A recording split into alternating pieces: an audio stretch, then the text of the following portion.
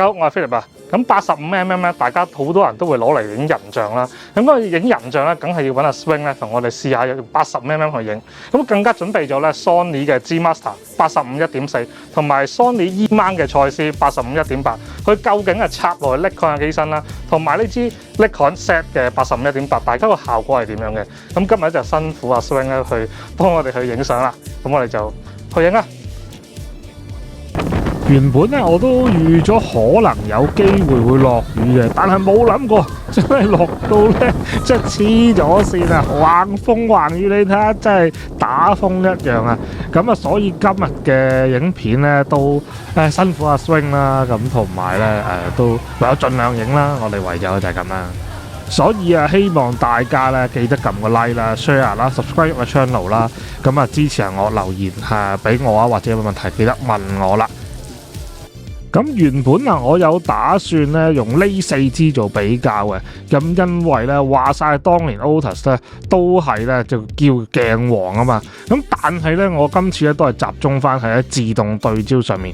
咁另外咧呢支其實我都有嘅舊嘅 Nikon F-mount 1.8，咁但係年事已高啦，其實即係都擺落去冇乜意思啊，所以主力咧都係呢3支上面嘅。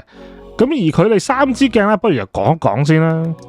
咁因為我用咗咧 Megadeth 嘅 E2 Z mount 啦，所以啊梗係拎翻支 Sony 嘅 G Master 嘅 1.4 嚟試啦。咁呢支喺 Price.com 而家就賣緊係9,900蚊最低啦，顯示係。咁啊佢公價就13,990蚊嘅。咁啊冇質素冇置疑噶啦。咁大家都話 G Master 都係唔會差嘅。咁啊，另外一支咧就係咧Batas 蔡司啊嘅 E-mount 系列，咁啊就係85.1.8，咁啊亦都好好做對比嘅。咁價錢上咧都係7,280啦，咁啊都係佢去到7,620咁啊 Price.com 顯示。咁我記得我當初個呢支好似出嘅時候好似8-9千蚊度啦，不過唔記得咗啦已經。咁啊去到咧而家最後一支我哋今日嘅試嘅 Z mount 啦，咁啊85.1.8啦。咁好多人都會話咧，點解呢個 Nikon Z 點解唔出 1.4 啊？咁陣間咧就會俾大家睇下。咁佢其實咧喺呢個價錢啦、size 啦，同埋重量啦各方面嘅平衡之下咧，佢係做得幾好嘅。咁呢3支鏡咧最重都冇辦法啦，一定係 1.4 嘅 G Master 啦，咁啊800幾 gram 啦，咁啊85嘅 1.8 Z 咧，同埋呢個蔡司嗰支咧都係400幾 gram 嘅，咁大家都會係差唔多 size 嘅，咁啊但係 size 嗰支咧都有個 OLED 嘅 LED mon 啦喺個顯示到焦距嘅，咁呢個係佢嘅特色啦。咁講完數字上嘅嘢啦，咁同大家咧拎支85啦去影下相先。咁之後咧就會有一啲測試咧同大家咧對比下嘅。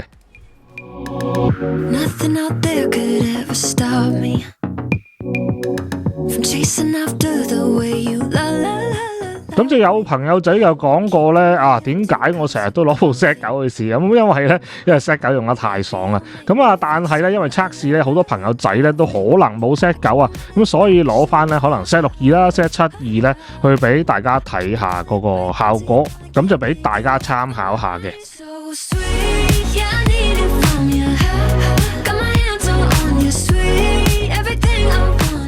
咁咧第一支咧叫做side by side對比測試後就拎咗咧 Z 嗰支嘅85.1.8啦，對上蔡司呢支 Batas 嘅85.1.8。咁今次咧就當然頭先提過用adapter 啦，就 E-mount 轉 Z mount 啦。咁所以個表現上面咧就唔代表係擺翻喺 Sony 機嘅，咁純粹就係轉翻過嚟咧。究竟咧我哋而家嗰個效果係點樣啦？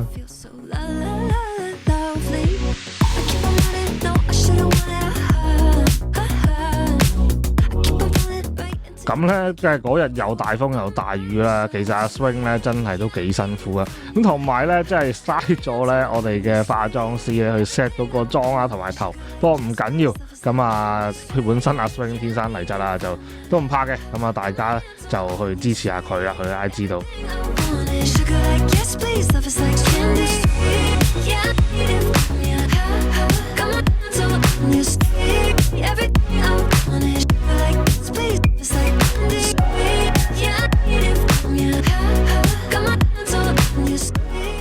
咁跟住咧就會係試咧，當然係 G Master 嘅呢個85.1.4啊。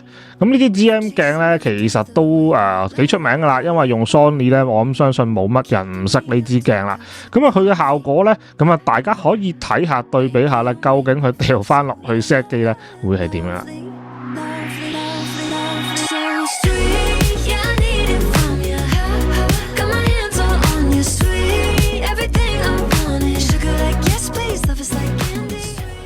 咁所有嘅測試我盡量保持翻喺個數字上面係同一個曝光啦。咁但係大家會睇到咧 set mount 我知咧，始終我唔知道係因為啲乜嘢咧，可能佢咧始終嗰個成個光咧係會光啲嘅。咁有可能係嗰個冇咗機身修正啦，即係始終可能而家啲數碼鏡啦，即係或者 E mount 嗰啲咧都係需要一啲數碼修正。咁但係咧，我覺得嗰個嘅GM 咧其實都已經都算係咁噶啦，即係當我哋冇數碼修正落去咧，都算係咁啦。咁佢有乜價錢？如果做唔到一樣嘢咧，咁就真係唔掂啦。咁啊，而家都 OK 嘅。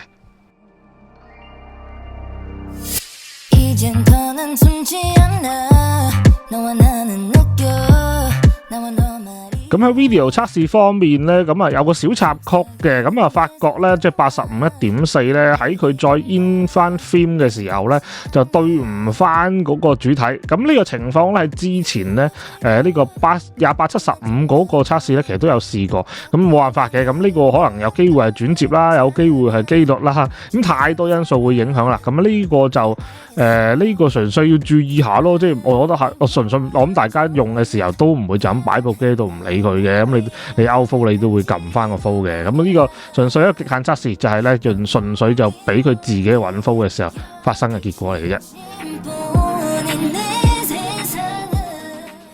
咁而家咧就同大家去試下上嗰個解像力啦。咁啊首先試咧就係蔡司嘅 Varilux 啦，咁跟住咧就係 GM 啦 1.4 啦。咁專登就係3支鏡咧，都係全開光圈去做測試嘅。咁另外咧，我都會之後咧同大家咧，即係喺 studio 做翻一個影 track 啦。咁純粹就係咧普通參考下，即係參考下啫。究竟大家咧喺 1.8 同樣嘅條件之下咧，究竟咧嗰個解像力會係點樣？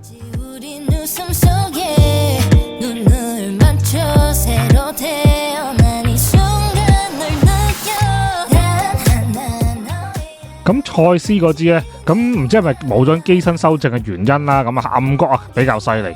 Sony 嘅 GM 咧就大家都收到 1.8 去做測試啦。咁暗角咧都幾靚仔喎。咁而 set 嗰支咧暗角就比起支 GM 就多少少力。咁但係咧去到翻解像力嗰度咧，咁啊 set 嗰支咧又上翻嚟。咁始終咧 1.8 嘅set 咧，咁就佢係全開光圈啦。咁啊收光圈咧就會比較好啲。咁但係咧佢全開嘅話咧已經非常之好啦。尤其是解像力咧都係非常之好嘅。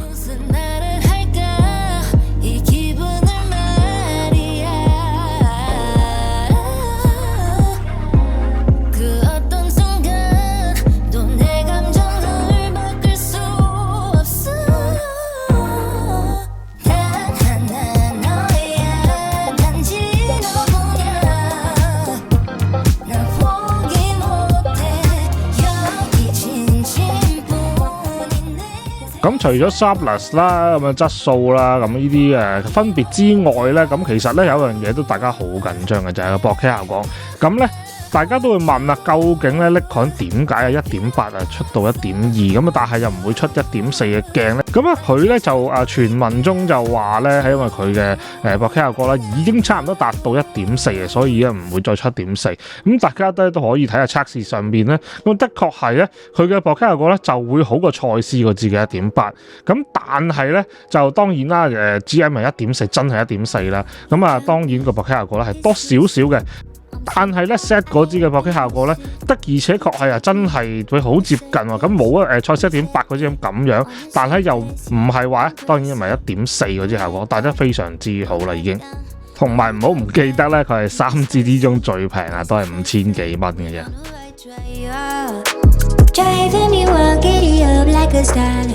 咁唔知你對 set 嘅呢支85.1.8咧，究竟滿唔滿意啦？咁有咩意見咧？你都下面留言俾我。咁另外其實對比兩支嚟講咧，咁啊佢係屬於最平嗰支啦。咁佢嘅效果啦、sharpness 啦、4K 效果啦，所有嘢咧其實咧都係完全唔可以話合格添啊，直頭係即係超班啊。咁所以咧即係唔係話 hard sell 佢啦，但係咧的而且確喺個價錢、重量同埋質素方面咧，佢的而且確係做得幾好啊。其實 set 嘅1.8軍團咧，其實支我都好滿意啊，所以咧即係我都會咧，就算我有1.2嘅光圈嘅鏡啦，或者0.95光圈咧，都會keep 翻1.8嘅光圈嘅鏡。因為原因就係咧，佢所有嘢嘅平衡啦、價錢啦、質素啦，做上咗嘢都做得好，所以我自己本身咧都有 keep 晒呢批嘅鏡頭嘅。咁啊，唔知你覺得呢條片拍得好唔好？咁啊，但係咧希望咧都啲數據啊，或者係樣畫面咧都會幫到你咧去了解下究竟咧 set 呢支鏡頭係會係點樣啦。咁啊，今日講住咁多先啦，我哋下次再見啦，拜拜。